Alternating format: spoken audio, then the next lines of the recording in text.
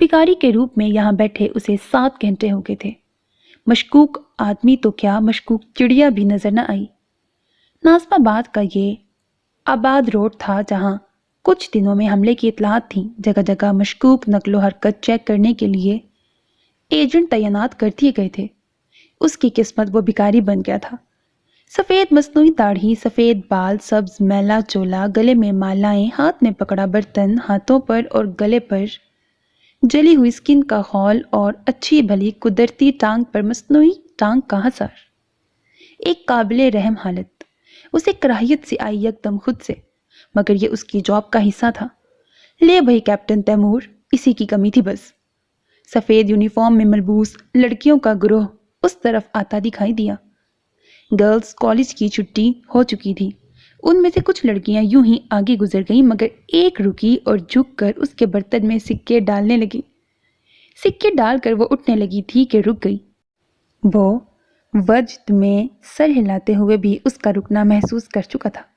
खतरे के सायरन कहीं इधर उधर बजने लगे। बाबा जी, इस उम्र में भी आपकी हंसली की हड्डी तो बहुत नुमाया है, लड़की ने बगौर उसकी गर्दन को देखते हुए कहा। तैमूर को करंट लगा था।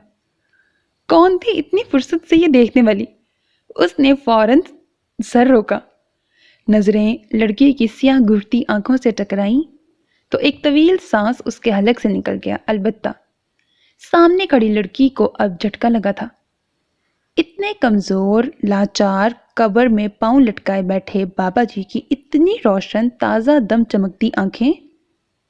उधर वो मुस्कुराहट दबा रहा था। वो पहचान चुका था उसे।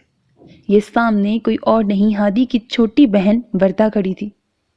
वो उसे नहीं जानती थी, जानता तो वो भी नहीं था, मगर हादी की फैमिली एल्बम वो देख चुका था और हादी ने बतौर खास उसे अपनी इकलौती लाडली बहन के बारे में बताया था। क्या हुआ बाबा जी? वो यूं देखने पर घबरा गई। कुछ नहीं बेटा, जाओ घर जाओ अपने। उसने नहीं लहजे में दिल पर पत्थर रखकर उसे बेटा कहा। नजरें अब भी उसके भोले चेहरे पर थी। वो भी उस बूढ़े मियाँ की इतनी बोलती आंखों से घबरा गई थी, इसीलिए फौरन उठी और चली गई। पीछे वो मुस्कुरा रहा था। चलो कुछ तो अच्छा हुआ ही था आज। अलबत्ता वो परेशान सी जा रही थी। आदत के मुताबिक उसकी पहली नज़र गई ही उस हड्डी पर थी।